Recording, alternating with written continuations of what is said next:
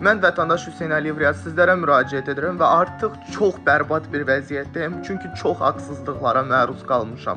Odur ki, 25.05.2025-ci il tarixində mən naməlum şəxs tərəflərindən, bir qrup naməlum şəxslər tərəfindən mənə hücum olunub, mənim maşınımın içindəki şəxsi əşyalarım oğurlanıb, mənim telefonum sındırılıb, mənə kesici alətlərlə xəsarət yetirilib və hadisə yerində əməliyyatçının yanından qarşı tərəf məndən 8.000 manat pul tələb eləyirdi, hətta qorxu ilə ki, məni həbs eləyəcəklər, yoxsa yerindəcə mənə 8.000 pul ödə.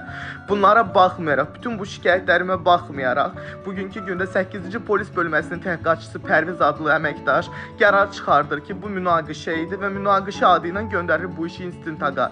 Hadisə yerindən baxış protokolu tərtib olunmadan, kamera görüntüləri açılmadan, orada kameralarda aydın görsənir ki, mən maşından düşməmişdim. Belə maşının içindən mənə çox sayılı xəsarətlər yetirilib kesici alətlərlə və mənim indiyə qədər qollarımda kəsi izləri, qarnımda kəsi izləri hamısı qalıb. Telefonum da bərbad vəziyyətdə sındırılıb və özüm nə gündəyəm bərbad bir vəziyyət yetiriblər.